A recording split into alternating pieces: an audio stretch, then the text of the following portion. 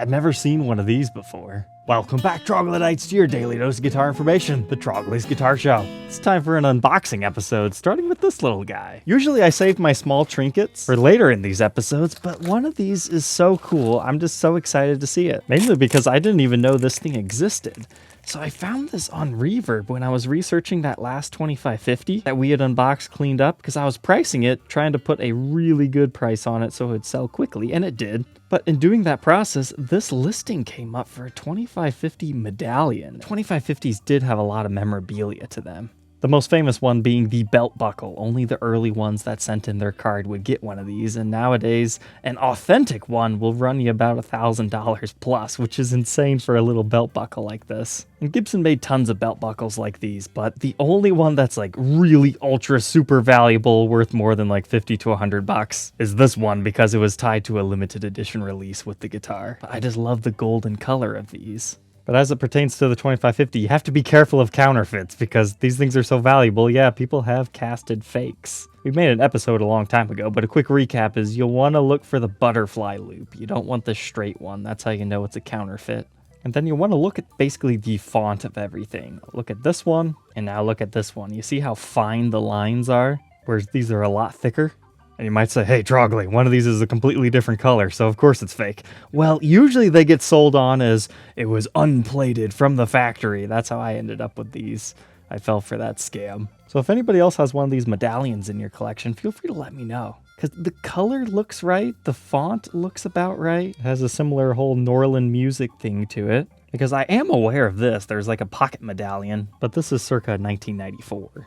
Which, as far as I'm aware, was the last time that they ended up doing these little cool belt buckles. But obviously, very different from the 70s produced ones. But that doesn't mean they haven't done keychains in the past. So if you're selling anything like this, feel free to let me know.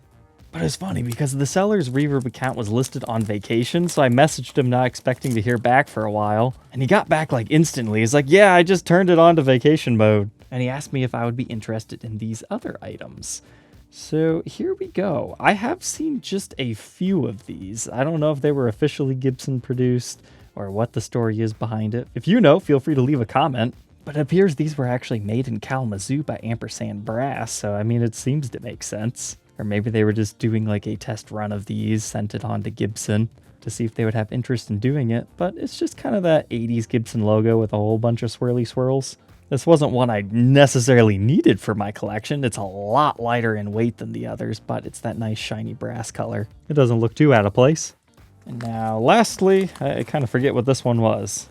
Looks like another Norland era keychain, but what's on the front? Oh, okay. There is a belt buckle that looks exactly like this one, so I think that puts the possibility of this actually being authentic pretty good. But this version of the belt buckle is pretty common. But again, I just never seen these medallion things. Old memorabilia like this always just makes me happy to see, because sadly most of it hasn't stood the test of time. People throw them away or lose them. There's not like huge value to them, but as far as displaying next to the guitars, that's exactly where these things are meant to be. I do have a few guitars for us to enjoy seeing tonight, and we'll start off with this one. I bought this from the Gibson demo shop 2 uploads ago because I have 2 new guitar dares that have been waiting for one of these. So I wanted to give them the option if they wanted to skip the line and accept the second. But yeah, we finally got one of the 80s white Explorers in stock. But both of the new guitar dares decided they'd rather wait just a little bit more for a first quality one.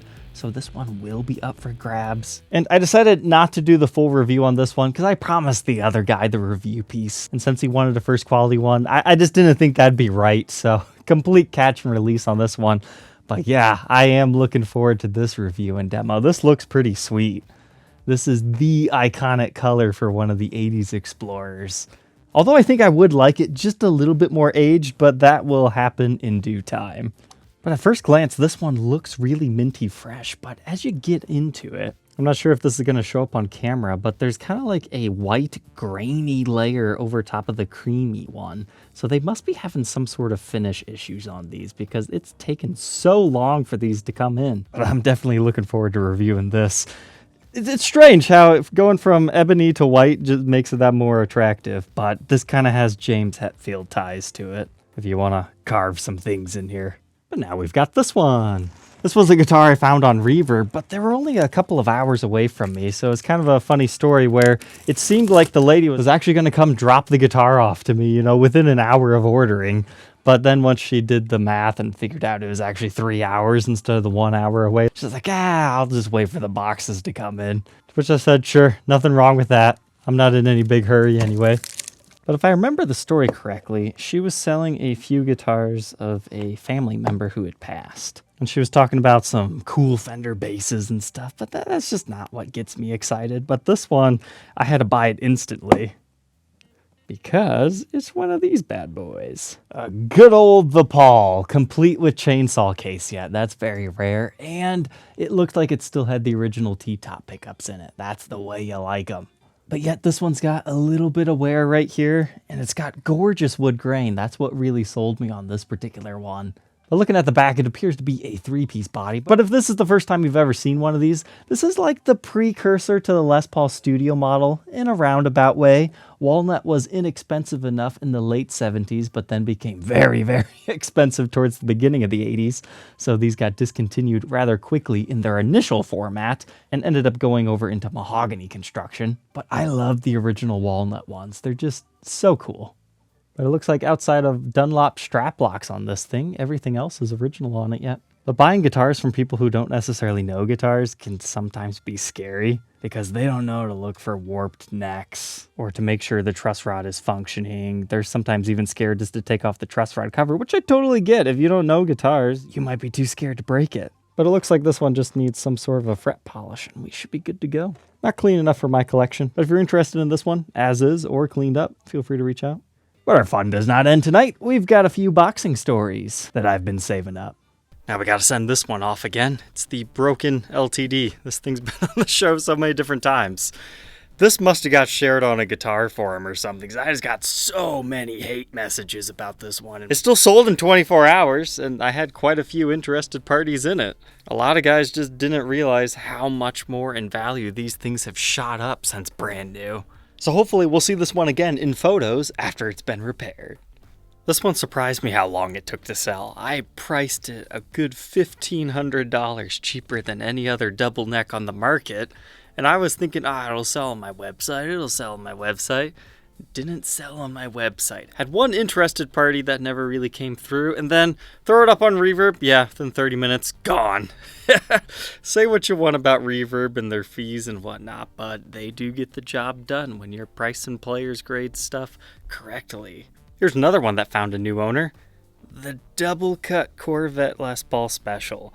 This is one of those guitars, I saw it a long time ago. I thought, that's kind of vaguely interesting. But it was never something I really wanted for my personal collection. It was just review and document. But I am able to appreciate this model a little bit better now that I've had it in the flesh. It's very interesting how they actually carved that out of the top. I just love the fact that it's a string through. That's so cool. And being a 50th anniversary, this one being number 50. But you can check the full review and demo to learn more about this limited edition Corvette guitar.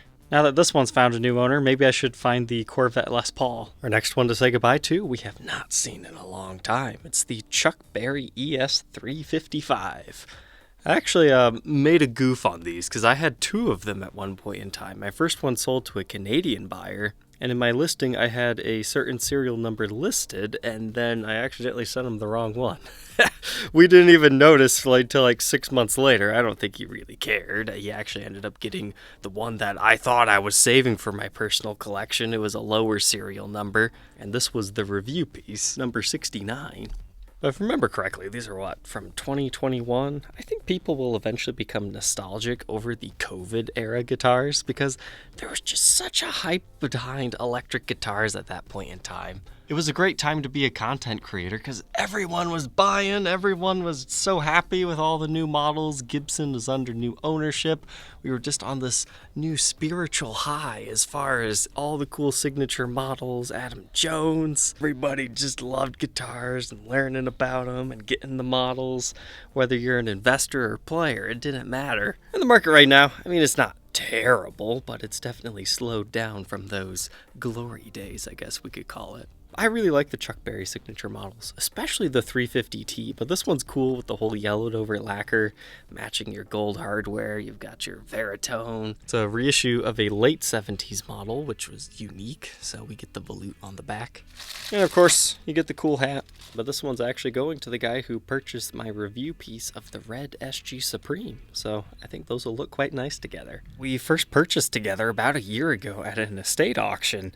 This is one of the coolest R7s that I've had ever because A, you've got that really cool lavender sparkle finish, which is just very cool. But my favorite thing about this one is actually the fretboard.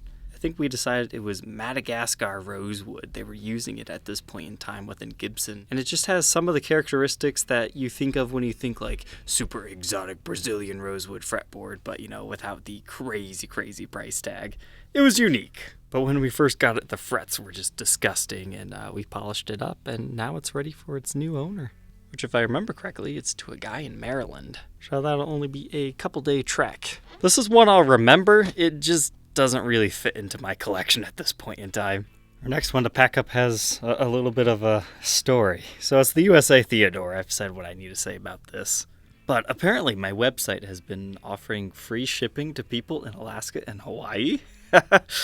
Yeah, that didn't go over so well because I already gave this a blowout price. But somebody had ordered it and they're in Alaska and it's like, oh man, I'm sorry, I'm going to have to cancel this order because I looked up the shipping cost and it was $250 on top of that. I mean, I'm already losing money on this thing.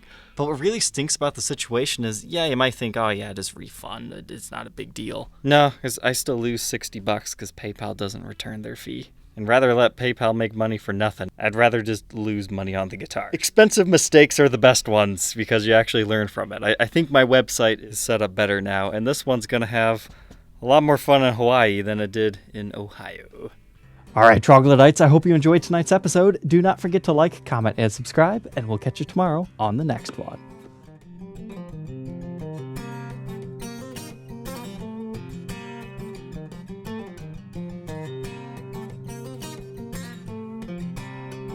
Take care.